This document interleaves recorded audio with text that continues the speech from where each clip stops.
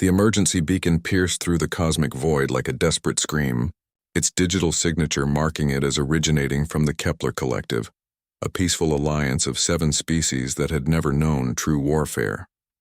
Captain Sarah Chen of the UES Retribution felt her blood chill as the translation.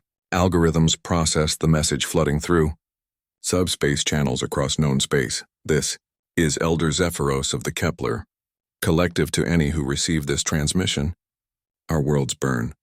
Our children die. The Vorthak hegemony has declared total war upon our people. They seek not conquest but extinction. We have tried diplomacy. We have offered tribute. Nothing satisfies their hunger for destruction. Our defensive fleets are shattered. Our colonies are ash. If there are any among the stars who still remember mercy, who still value life over death, please, help us. We have perhaps days before our core worlds fall. This may be our final transmission. Sarah's hands trembled as she replayed the message. Around her, the bridge of the Retribution fell into stunned silence. The Kepler Collective had been humanity's first peaceful contact with alien life 2 decades ago. The Zephyrians, with their crystalline forms and gentle telepathic abilities, had welcomed humans into the galactic community with open arms. They had shared their knowledge freely, asking for nothing but friendship in return. Lieutenant Rodriguez broke the silence first. Captain, we're receiving similar distress calls from 17 other human vessels in this sector. Command is requesting all ships to maintain current positions pending further orders. Sarah's jaw clenched. The bureaucrats on Earth were probably debating response protocols while innocent beings died. She had seen the Vorthak before, massive insectoid creatures whose ships left nothing but dead worlds in their wake. Their philosophy was simple. Any species that could not defend itself deserved extinction. They had wiped out entire civilizations without a second thought. "Ma'am," called out Ensign Park from the communications station, "we're getting reports from the outer Kepler systems. The Vorthak aren't just destroying military targets. They're systematically glassing entire planets. Billions are already dead." The young officer's voice cracked on the last words. Sarah knew that Park had spent a semester on Zephyros Prime during the cultural exchange program. He had friends among the dying. "Captain," Rodriguez said quietly, "new orders from command. We're to maintain defensive positions around human space. No engagement with Vorthak forces unless directly threatened." Sarah stared at the tactical display showing the Kepler systems. Red markers indicated Vorthak forces, while the blue markers representing collective ships grew fewer by the hour. In her mind, she could see the gentle beings who had welcomed humanity with such hope. Elder Zephyros himself had personally guided her through their crystal gardens during the peace negotiations. "Ma'am, we're receiving a private communication on a secure channel," Park announced. "It's from Admiral Harrison on the UES Leviathan." Sarah's eyebrows rose. Harrison was a legend, the architect of humanity's military doctrine and commander of their most advanced dreadnought. His voice came through crystal clear despite the distance. "Sarah, I know you're hearing the same calls we are. Command wants us to sit on our hands while our allies burn. I've got 47 captains on secure channels right now, all asking the same question. What kind of species are we if we abandon those who showed us kindness?" The transmission paused, and Sarah could hear the weight of decision in Harrison's breathing. "I'm sending you coordinates. Old mining facility, dead system. Might be interesting what ships end up having navigation errors in the next few hours." Harrison out. Sarah looked around her bridge. Every face showed the same mixture of rage and determination. These weren't just abstract aliens dying in distant space. These were friends, allies, beings who had trusted humanity enough to call for help in their darkest hour. "Rodriguez, what's our fastest route to the Kepler core systems?" "Ma'am, command specifically ordered." "I asked for a route, Lieutenant." Rodriguez swallowed hard, then brought up the navigation display. 17 hours at maximum burn, but Captain, we'd be going in alone against an entire Vorthak battle fleet. Sarah smiled grimly. "Who said anything about going alone?" "Park, send a message on all human frequencies. Text only, simple message. The Deathworlders remember their friends." The term Deathworlders had started as an insult from other species, a reference to Earth's incredibly hostile environment that had forged humanity in constant struggle. Humans had embraced it with pride. Within minutes, responses flooded in. Ship after ship acknowledged the message with similar simple replies. "Ready for navigation error. Sensors malfunctioning. drifting toward Kepler space. Engines experiencing problems. Cannot maintain current position. Sarah felt a surge of pride in her species. When push came to shove, humans might be many things, stubborn, violent, unpredictable, but they didn't abandon their friends. "Ma'am," Rodriguez said with a slight smile, "it appears we're experiencing severe navigational difficulties. I'm afraid we might accidentally end up in the Kepler systems." "Tragic," Sarah replied. "I suppose we should prepare for unexpected combat encounters then." Battle stations. As klaxons sounded throughout the ship, Sarah opened a channel to engineering. "Marcus, I need everything you can give me. We're about to show the galaxy what happens when you threaten a Deathworlders family." Chief Engineer Marcus Thompson's gravelly voice came back immediately. "Already on it, Cap. These Vorthak bastards picked the wrong species to mess with. We'll give them hell." Sarah settled into her command chair as the Retribution's engines roared to life. Around the galaxy, dozens of human ships were making similar navigation errors, all converging on the same destination. They were vastly outnumbered and probably outgunned, but they had something the Vorthak had never faced before: humans fighting for those they cared about. The stars blurred as the Retribution jumped to hyperspace, carrying Sarah and her crew toward what might be their final battle. But as she looked at the determined faces around her, Sarah knew one thing with absolute certainty. The Vorthak were about to learn why humanity had earned the title of Deathworlders.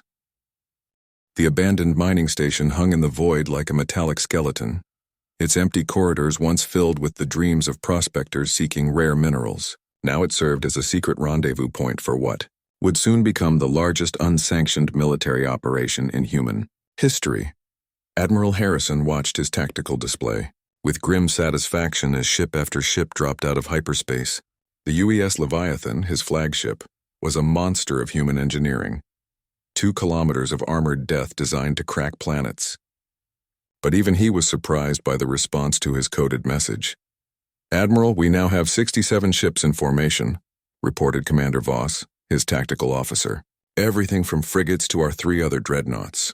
The Yamato, Bismarck, and Moscow have all joined the fleet." Harrison nodded.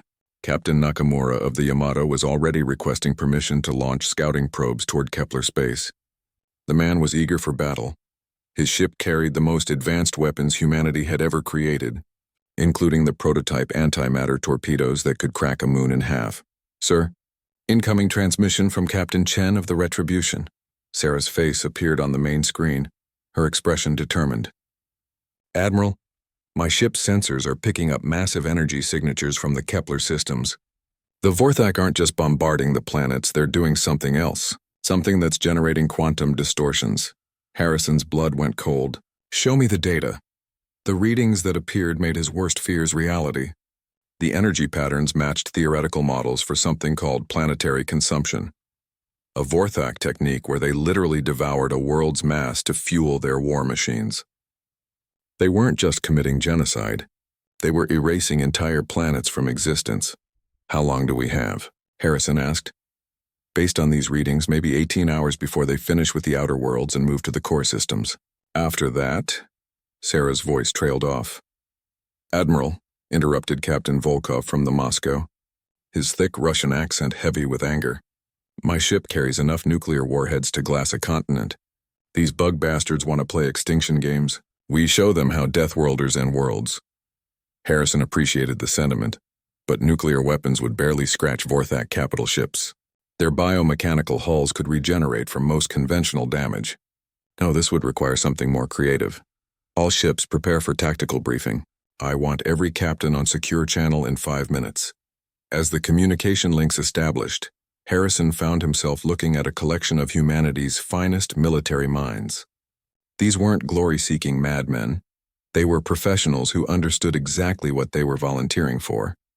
The Vorthak had never lost a major engagement. Their ships were living organisms the size of cities, capable of self-repair and adaptation. They had conquered 17 different species over the past century. "Ladies and gentlemen," Harrison began, "we're outnumbered 50 to 1. Our weapons are untested against Vorthak biohulls. Command has explicitly ordered us to stay away from this fight. Any one of you can turn around right now with no questions asked." Captain Martinez of the destroyer Havoc spoke first. "Admiral, My daughter spent 2 years studying on Crystalline Station. She made friends there, real friends. Those beings trusted us enough to call for help. That's not something you walk away from. The Vorthak consumption pattern is accelerating, added Captain Singh from the cruiser. Delhi. Intelligence suggests they're preparing for a major expansion beyond Kepler space. If we let them finish what they started here, we could be looking at a threat to human space within the decade.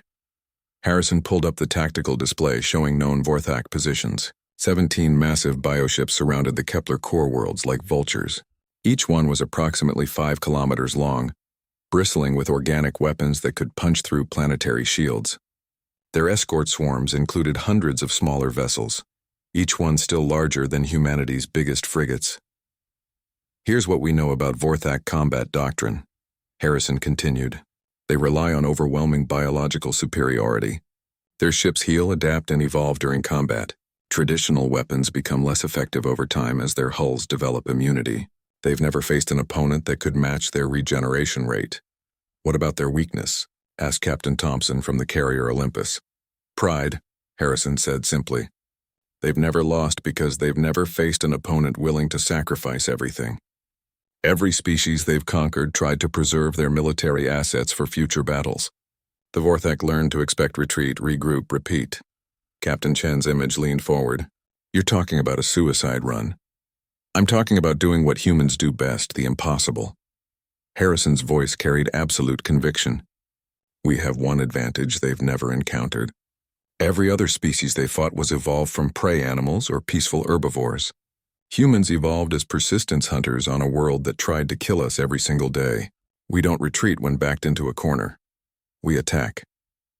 The silence stretched for long moments as each captain considered the implications. They weren't just risking their ships and crews.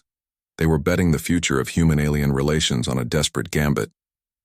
Admiral, came a new voice. Captain O'Brien from the heavy cruiser Fury. My tactical officer has been running combat simulations. If we can get close enough to use our new plasma lance weapons at point-blank range, we might be able to overwhelm their regeneration. But that means ramming speed engagement distances. Elaborate. Vorthak biohulls can adapt to energy weapon frequencies over time, but they need several minutes to develop immunity. If we hit them with everything we have in the first 30 seconds of engagement, we might punch through before they can compensate. Harrison studied the formation of human ships around him. Each one represented thousands of hours of training, billions of credits in construction, and most importantly, crews who trusted their commanders to make the right choice.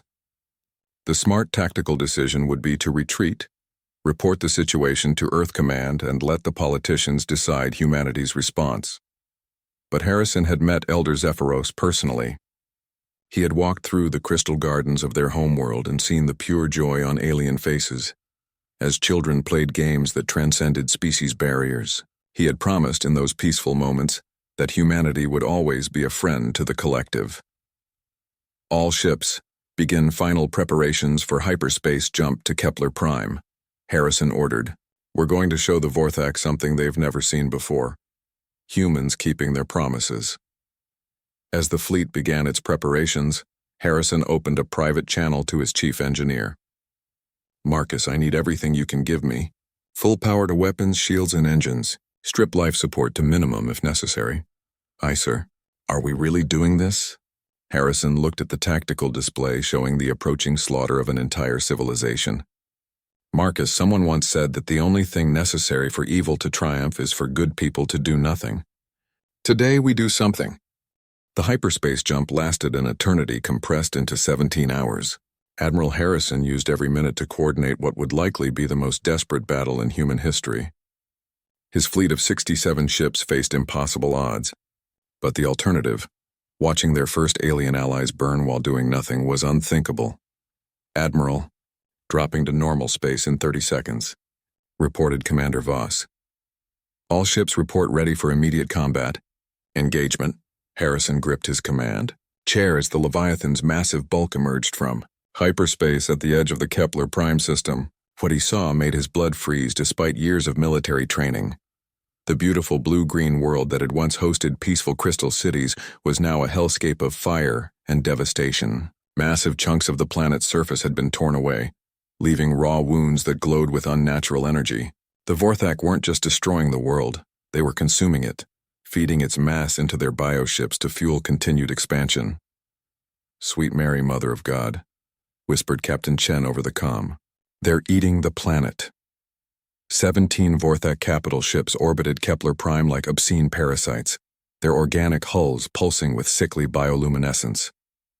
Each one stretched over 5 kilometers from bow to stern, their surfaces covered in writhing tentacles and weapon pods that looked more like infected organs than military hardware.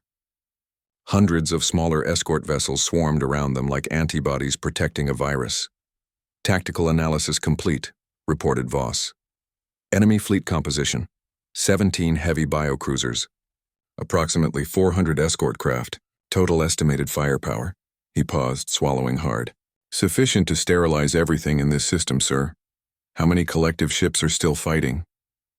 "Picking up 3 vessels, sir.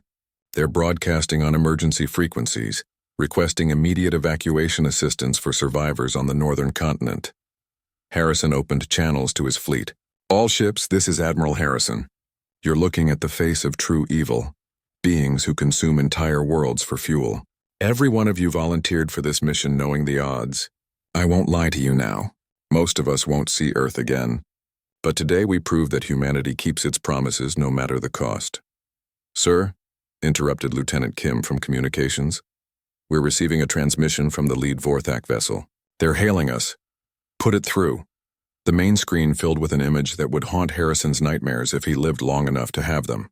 The Vorthak commander was a nightmare fusion of insect and machine, its chitinous exoskeleton merged with biomechanical implants. Multiple compound eyes focused on Harrison with predatory intelligence, while mandibles clicked in what might have been amusement. "Human vessels," the creature spoke through a translation device that made its voice sound like grinding metal. "I am War Prime Zeklothax of the Vorthak hegemony. Your presence here is unexpected but irrelevant. Withdraw immediately, or be consumed like these pathetic crystal builders." Harrison stood slowly, his weathered face showing no fear. "I am Admiral Harrison of the human fleet. We're here for our allies.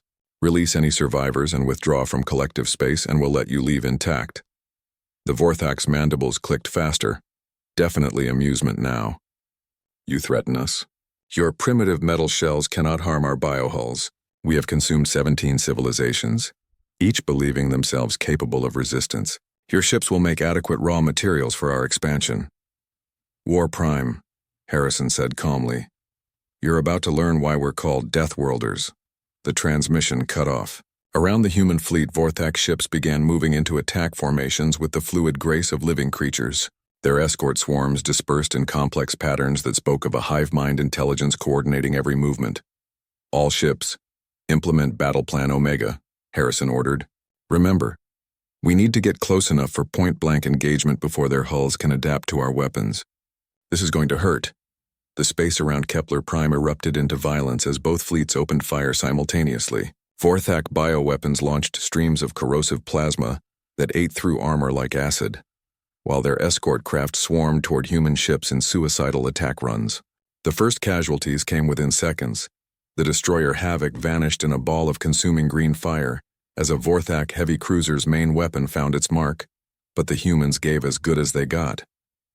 The dreadnought Yamato's experimental antimatter torpedoes punched through the biohull of a Vorthak escort, causing the organic ship to convulse and rupture like a burst organ. Captain Nakamura's voice came over the comm, barely audible over the sound of battle damage alarms. "Admiral, their hulls are already adapting to torpedo impacts. We need to get closer." Harrison watched his tactical display as human ships pushed deeper into the enemy formation, taking horrific damage but refusing to retreat. The carrier Olympus launched every fighter it had, tiny human craft dancing between massive Vorthak tentacles to deliver surgical strikes against weapon nodes. "Sir, the Moscow is requesting permission to engage Protocol 7, reported Voss. Harrison's blood chilled. Protocol 7 was a theoretical last resort tactic, ramming a capital ship directly into an enemy vessel at maximum velocity. Captain Volkov was volunteering for suicide to take out one of the biocruisers. Denied. "We need every ship for Admiral." Volkov's voice cut through the comm static. "My ship has taken critical damage. Main engines failing. Life support at 20%. Better to make it count than die slow. Before Harrison could respond, the massive Russian dreadnought broke formation and accelerated toward the nearest Vorthak capital ship. Its engines glowed white-hot as Volkov pushed them beyond safe limits, transforming the Moscow into a guided missile with the mass of a small moon. For Mother Russia and our crystal friends. Volkov's final transmission echoed across the fleet as his ship struck the Vorthak biocruiser at relativistic velocity. The explosion lit up the entire system. When the plasma cleared, both ships were gone, leaving only expanding debris and a gap in the Vorthak formation. The alien hive mind seemed stunned by the concept of intentional self-destruction for tactical advantage. All ships, take advantage of their confusion, Harrison shouted. Close to minimum range and pour everything you have into their hulls before they can adapt. The human fleet surged forward like a pack of wolves, abandoning all defensive formations for maximum aggression. Ship after ship closed to point-blank range with Vorthak vessels, trading devastating damage for the chance to overwhelm biohull regeneration with concentrated fire. Captain Chen's retribution came alongside a Vorthak heavy cruiser, both ships close enough that their shields were overlapping. All weapons, continuous fire. Don't give them time to adapt. The space between the two vessels became a hell of plasma and particle beams as they hammered each other at knife-fighting range. Harrison realized that something unprecedented was happening. For the first time in Vorthak history, their enemy wasn't trying to preserve their fleet for future battles. Every human captain was fighting as if this was the last battle they would ever fight, because it probably was. The aliens had never faced an opponent willing to trade ship for ship, life for life until the job was done. They were learning, in the most violent way possible, what it meant to fight Deathworlders who refused to abandon their friends. The battle raged for 3 hours and Admiral Harrison's fleet was being torn apart. Half his ships were either destroyed or too damaged to continue fighting effectively. The space around Kepler Prime had become a graveyard of twisted metal and organic debris. Yet somehow, impossibly, the Vorthak were losing. Sir, enemy formation is beginning to break up, reported Commander Voss, disbelief clear in his voice. Their coordination patterns are becoming erratic. Harrison studied the tactical display through the smoke filling his bridge. The Leviathan had taken brutal punishment. Entire sections were venting atmosphere and his port weapons array was completely offline. But the Vorthak biocruiser they'd been trading fire with was listing badly, its organic hull split open like a rotten fruit. How many enemy capital ships are still combat effective? 11, sir. But they're all showing signs of severe damage. Their regeneration can't keep up with the concentrated fire at close range. It was working. The human strategy of accepting massive casualties to overwhelm Vorthak adaptation was actually working. But the cost was staggering. Harrison had started with 67 ships and was down to 29 still capable of fighting. Admiral, came Captain Chen's voice over the comm. Strained but determined, we've got a problem. Long-range sensors are picking up reinforcements jumping in from the outer system. 12 more Vorthak capital ships, ETA 20 minutes. Harrison felt his heart sink. They had barely managed to even the odds against the original fleet. And now they faced fresh enemy reinforcements, while his own forces were battered and exhausted. Still looking around his bridge at the determined faces of his crew, he knew they wouldn't retreat. All ships, prepare for... Admiral, Lieutenant Kim interrupted urgently. We're receiving multiple hyperspace signatures. Massive ones coming in from the direction of human space. Harrison's breath caught. Either Earth Command had finally decided to act, or the Vorthak had somehow managed to get behind human lines. The hyperspace tears that opened answered his question immediately. 64 human warships dropped out of hyperspace in perfect formation, led by the UES Nemesis, Earth's newest and most powerful dreadnought. These weren't the standard patrol vessels that had answered Harrison's call. These were the heavy hitters of the human navy, ships designed specifically for fleet engagement. This is Admiral Rodriguez aboard the Nemesis, came a familiar voice. Sorry we're late to the party, Harrison. Command finally pulled their heads out of their collective asses when the Vorthak sent a diplomatic message threatening to cleanse the human infection after they finished with the collective. Harrison felt tears of relief streaming down his face. Elena, you beautiful woman. Please tell me you brought the heavy weapons. Oh, we brought everything. Every experimental weapon, every prototype, every piece of military hardware that Earth's been developing for the past 5 years. The boys in research and development have been wanting to field test their toys against biohulls. As if to emphasize the point, the Nemesis fired its main weapon, a focused gravity beam that had only existed in theory until 6 months ago. The beam struck a Vorthak biocruiser and simply crushed it, compacting 5 kilometers of organic matter into a sphere the size of a basketball. "Sweet mother of pearl," whispered Captain Nakamura from the Yamato. "What the hell was that?" "Artificial black hole generator," Rodriguez replied casually. "Turns out it works even better than the simulations predicted. Fair warning to all ships, stay clear of our firing solutions. These weapons have some interesting side effects." The reinforcing Vorthak fleet arrived to find their carefully planned ambush had become a massacre. The fresh human ships fell upon them with weapons that violated several laws of physics. Antimatter cascade bombs turned biohulls inside out. Quantum disruptors caused Vorthak ships to simply cease existing, and something called a reality anchor prevented their organic hulls from regenerating by locking local space-time into a fixed state. War Prime. Zeklothax watched his supposedly invincible fleet being systematically dismantled by creatures he had dismissed as primitive. The humans weren't fighting like any species he had encountered before. They showed no fear of death, no concern for casualties, no desire to preserve their forces for future engagements. They fought like beings who understood that some things were more important than survival.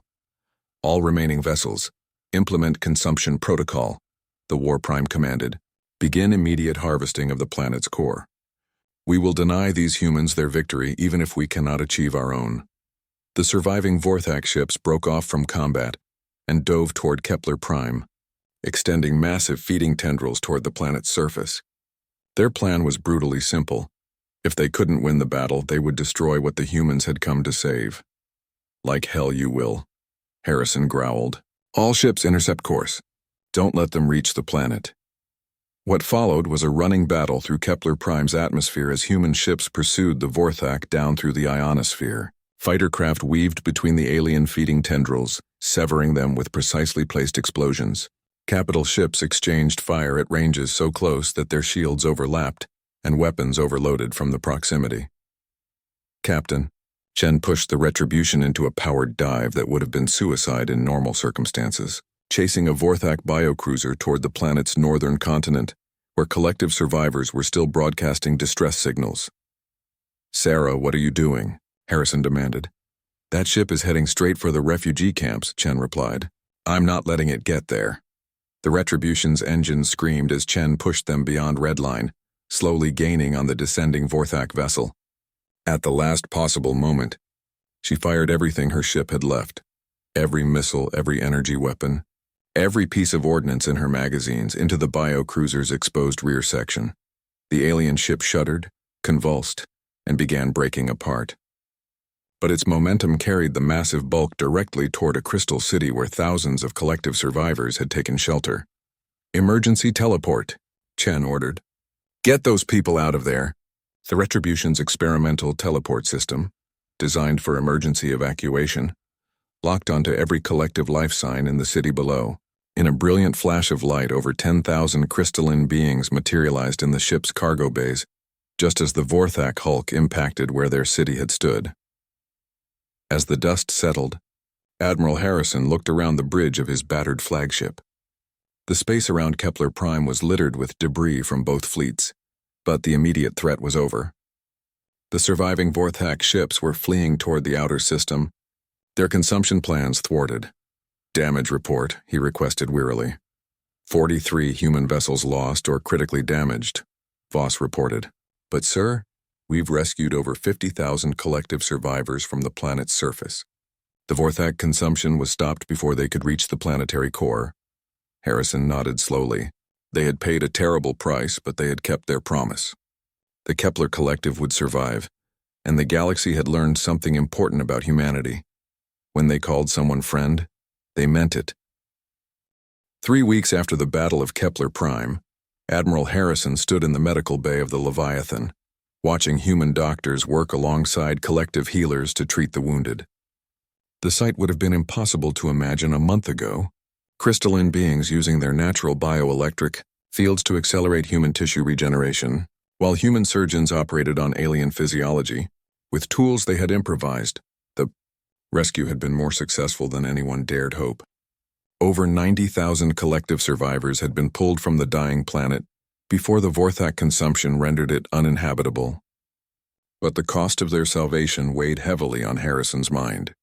43 human ships destroyed, over 18,000 crew members dead or missing, and Earth Command was demanding answers. "Admiral," Elder Zephyros approached him with the flowing grace that marked his species. The ancient being's crystalline form was scarred from the battle, cracks running through his translucent skin like silver lightning. "I must speak with you about what your people have done." Harrison straightened, expecting the conversation he had been dreading. The political fallout from his unauthorized military action was still unfolding. Several government officials had already suggested that the rescue mission had been a mistake, that humanity had revealed too much about their military capabilities for the sake of aliens who couldn't defend themselves. "Elder, I understand if the collective has concerns about..." "Concerns?"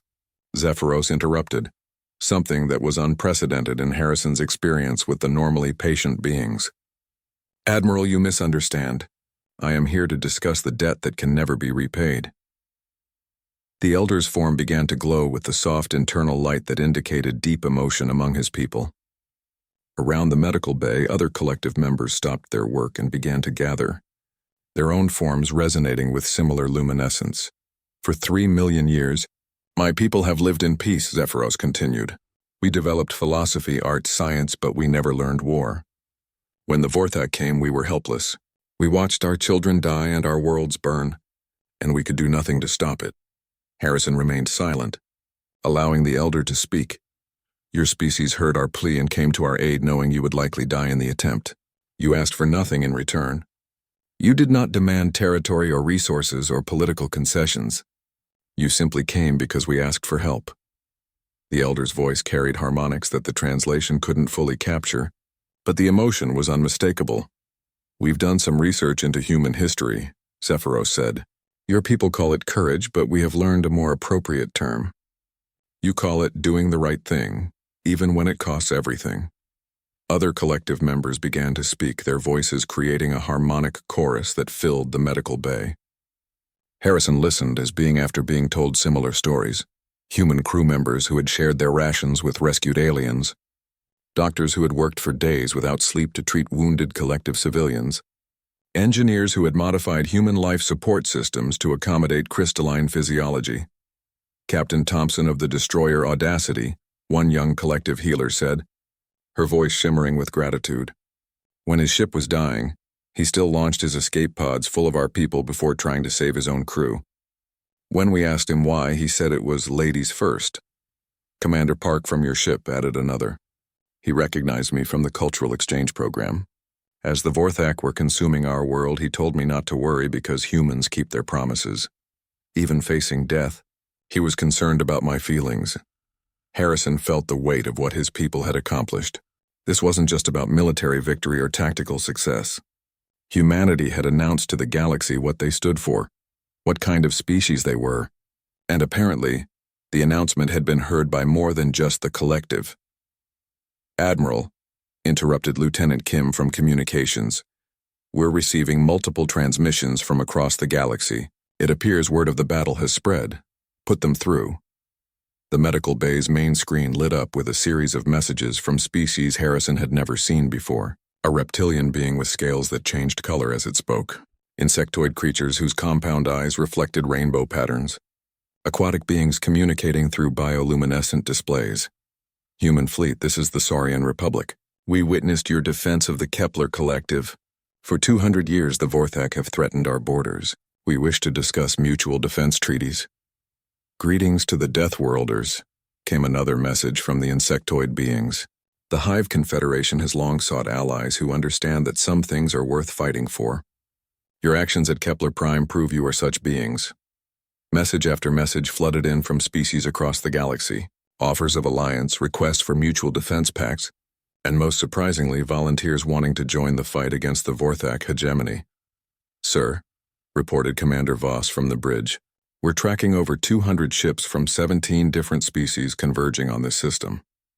It appears our little rescue mission has started something bigger." Harrison felt a mixture of pride and apprehension. Earth Command would not be pleased that a single unauthorized battle had apparently triggered the formation of a galactic alliance. But looking around at the humans and collective members working together in the medical bay, he found it hard to regret their actions. Elder Zephyros, Harrison said, what is the collective's position on forming a broader alliance against the Vorthak? The ancient being's crystalline form brightened with determination. Admiral, the Vorthak consume entire worlds to fuel their expansion. Left unchecked, they will eventually threaten every civilization in the galaxy. What began as a rescue mission may have become the foundation for their defeat. Captain, Chen is requesting permission to beam aboard, announced Kim. She says she has important intelligence from the Vorthak ships we captured. Send her up. When Sarah Chen materialized on the pad, Harrison could see the exhaustion in her eyes. She had been working with intelligence specialists for days, analyzing captured Vorthak biotechnology and interrogating the few prisoners they had taken. Admiral, you need to see this, she said without preamble, activating her portable display. The Vorthak consumption of Kepler Prime wasn't random. They were specifically targeting the planet's crystalline core formations. Why would that matter? Because those formations are natural quantum resonators. The Vorthak weren't just harvesting mass for ship construction, they were collecting components for a weapon. According to the prisoners, they've been gathering similar materials from every world they've consumed over the past 50 years. Harrison felt a chill. What kind of weapon? Something they call a reality shear. If our analysis is correct, it's designed to destabilize the quantum foundation of space-time itself. Theoretical range, unlimited. They could use it to destroy entire star systems without ever leaving their home territory. The implications hit Harrison like a physical blow. The Vorthak weren't just expanding their territory. They were building a weapon that could destroy any civilization that might threaten them. If completed, it would make them invincible. How close are they to completion? Based on consumption rates and material requirements, Chen said grimly, maybe 6 months, less if they accelerate their expansion. Harrison looked around the medical bay at the humans and aliens working together. A month ago, they had been strangers from different worlds.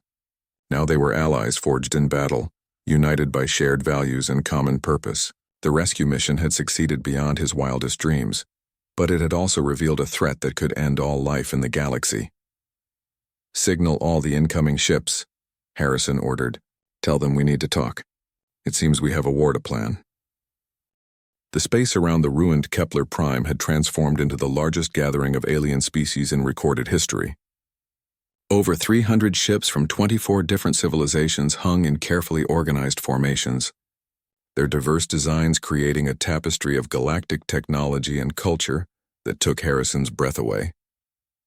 In the center of this unprecedented fleet, the Leviathan served as the unofficial headquarters for what historians would later call the First Galactic Congress.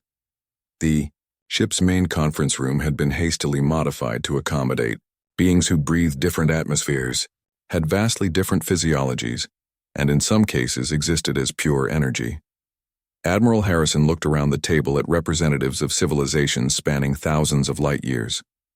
There was Commander Thaxistar of the Saurian Republic, his scales shifting through colors that indicated complex emotional states. Beside him floated Harmony Singer Veltar of the Aquan Collective, her bioluminescent communication patterns creating beautiful light shows as she spoke. The insectoid hive mother Clicthera communicated through precisely modulated sound pulses that their translation devices rendered as harmonious music. The situation is worse than we initially believed, Harrison began, activating the holographic display showing Vorthak territory. Our analysis of captured intelligence indicates that the hegemony has been systematically harvesting quantum-active materials from every world they've consumed over the past 50 years. The display showed a three-dimensional map of known space with red markers indicating Vorthak-controlled systems.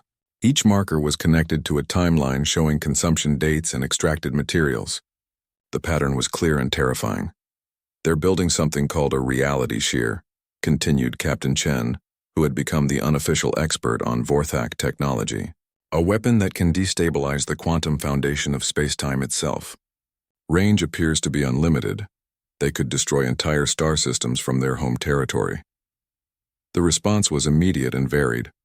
Commander Thaxitar's scales turned deep red, indicating combat readiness among his people. Harmony singer Veltar's pattern shifted to rapid strobing that their translators identified as extreme alarm. The Hive Mother's musical tones became discordant, suggesting agitation across their entire collective consciousness. "How long do we have?" asked Ambassador Krelon of the Centauran Federation, her bird-like features ruffled with concern. 6 months, possibly less if they accelerate their expansion schedule, Chen replied. But there's something else. According to the prisoners, the weapon isn't just theoretical. They've already conducted successful small-scale tests. 3 star systems in the galactic rim have gone dark over the past year. We assumed it was natural phenomena, but those were weapon tests, finished Elder Zephyros, his crystalline form dim with sorrow. They destroyed 3 entire civilizations just to calibrate their instrument of annihilation. The room fell silent as the implications sank in. This wasn't about territorial expansion or resource acquisition anymore. The Vorthak were preparing to commit genocide on a galactic scale. The question, Harrison said, is what we're going to do about it. Ambassador Krelon spoke first. The Centauran Federation has 1,200 ships. We pledge them to the defense of the galaxy. The Saurian Republic offers 800 vessels and our orbital bombardment platforms, added Commander Thaxtar. One by one, each representative made similar pledges. The numbers were staggering. Over 15,000 ships from civilizations that had never worked together before. But Harrison knew that numbers alone wouldn't be enough against the Vorthak. "We appreciate every offer," Harrison said diplomatically. "But we need to be realistic about what we're facing. The Vorthak have conquered 17 civilizations over the past century.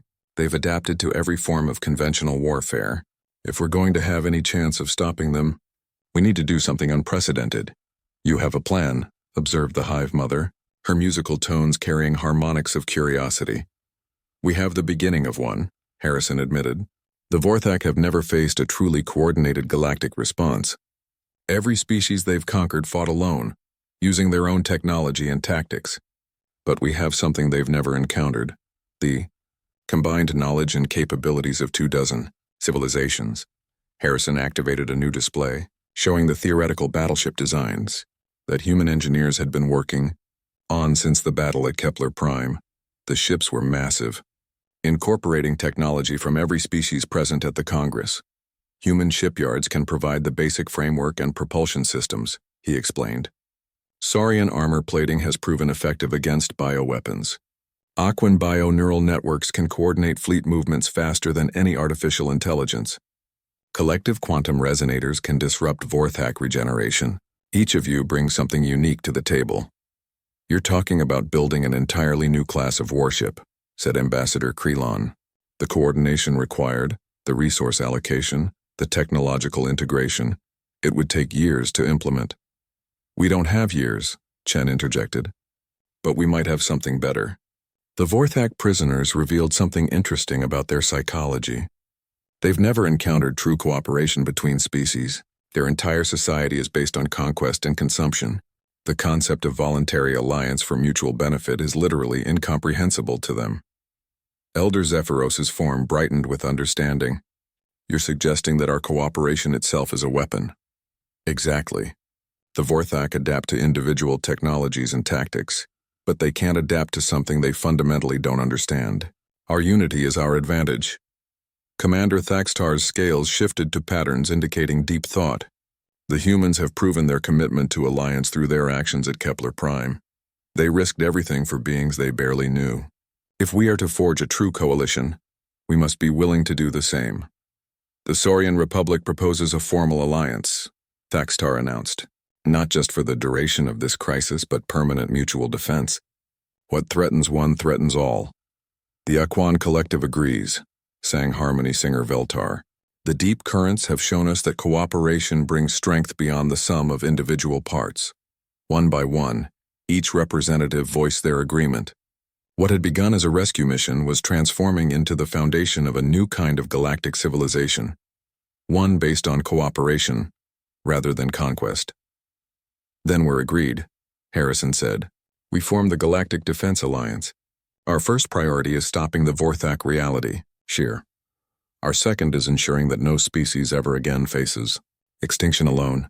The formal signing ceremony took 3 hours as each species added their agreement in their traditional manner: crystalline resonance patterns, bioluminescent signatures, harmonic frequencies, and various other methods.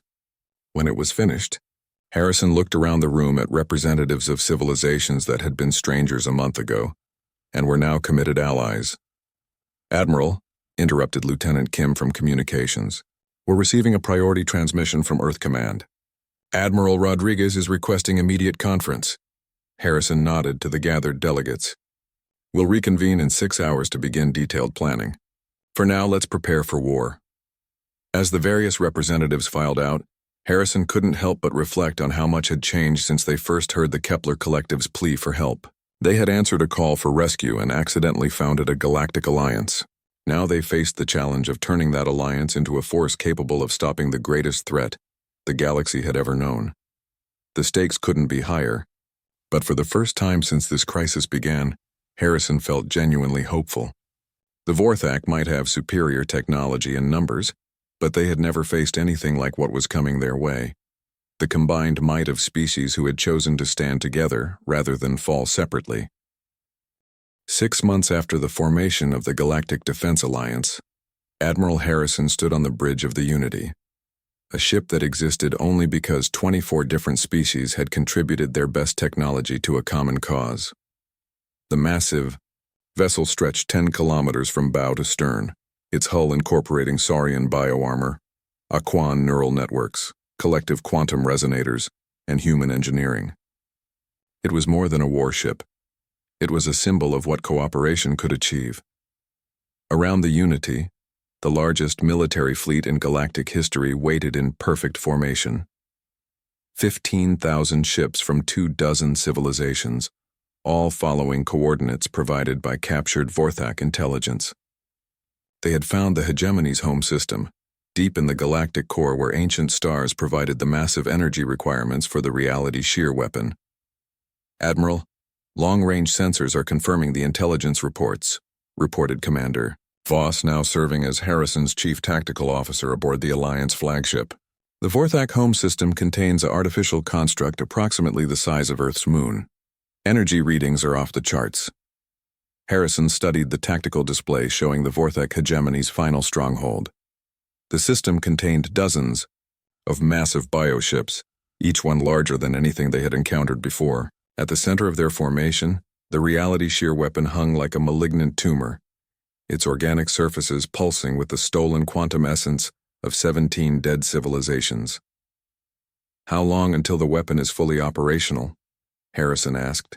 "According to our analysis, maybe 12 hours, replied Dr. Chen, who had been promoted to Alliance Science Officer. "The quantum resonance pattern suggests they're in the final calibration phase. 12 hours.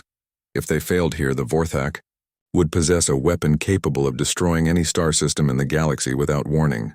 Every world, every civilization, every life form would exist only at the hegemony's sufferance. All ships, this is Admiral Harrison," he announced on the fleet-wide channel. 6 months ago, we answered a plea for help from friends in desperate need. Today, we face the ultimate test of our alliance.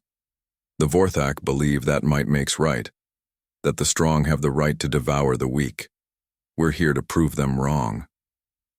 The response came in dozens of languages and communication methods: harmonic, songs from the Aquans, color pattern displays from the Saurians, crystalline resonance from the collective, and simple words from humanity's allies, all conveying the same message: they were ready.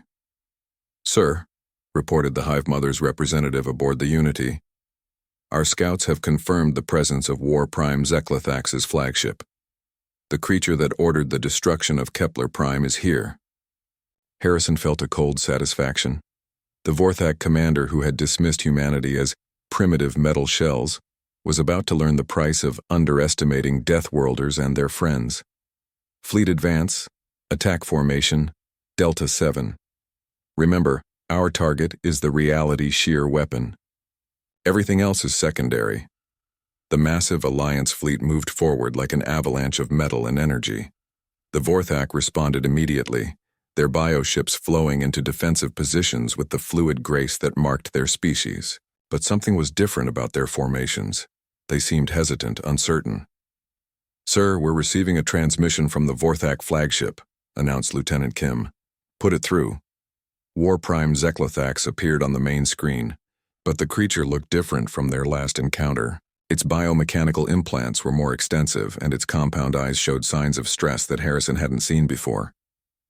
"Human Admiral," the War Prime spoke, its voice carrying undertones of confusion.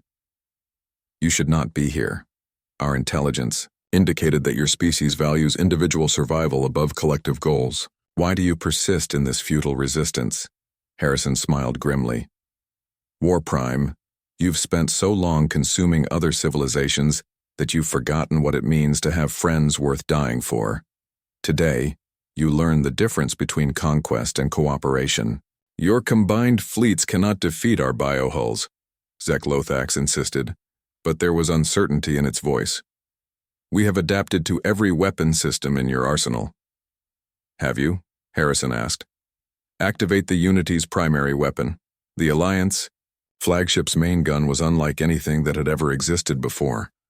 A hybrid system that combined human antimatter technology, Saurian gravity manipulation, Aquan bio-neural targeting, and collective quantum resonance.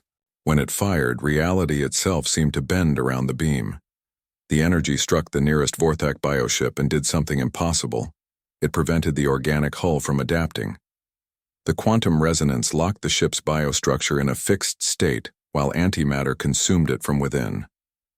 The massive vessel simply ceased to exist, leaving only empty space where 5 kilometers of living ship had been. "Impossible," Zeklothax whispered. "Our hulls are designed to adapt to any weapon system." "To any individual weapon system," Harrison corrected. "But this isn't individual technology. It's the combined knowledge of 24 civilizations working together. You can't adapt to something that doesn't exist in nature. Genuine cooperation between species." The battle that followed would be remembered for millennia.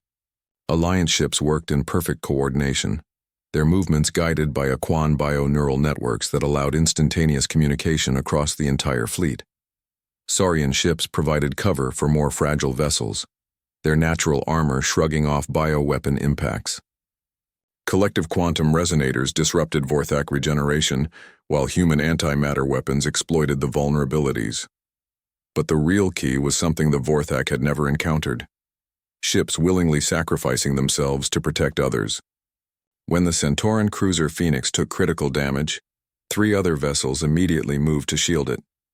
When the Saurian battleship Warrior's Pride lost its weapons, human and Aquan fighters swarmed around it to provide offensive capability. "Sir, multiple Vorthak ships are breaking off from the fight," reported Voss. "They appear to be retreating toward the reality shear weapon." Harrison realized what was happening. Faced with their first real defeat, the Vorthak were attempting to activate their ultimate weapon prematurely. If they succeeded, they could destroy the Alliance fleet even if it meant destabilizing their own system. "All ships, emergency speed toward the weapon platform. We have to stop them from activating it." The race that followed pushed every ship in the Alliance fleet beyond its design limits. Human engineers pushed reactors past Redline while Saurian damage control teams worked to hold hulls together under impossible stress. Aquan navigators plotted courses through the chaotic debris field, while collective quantum specialists tried to disrupt the weapon's charging sequence. Captain Chen's voice came over the comm from the Alliance cruiser Harmony. "Admiral, I'm in position to ram the weapon's quantum focus array, but my ship won't survive the impact." "Negative, Sarah. We'll find another way." "Sir, with respect, there isn't another way. The weapon is 40 seconds from activation.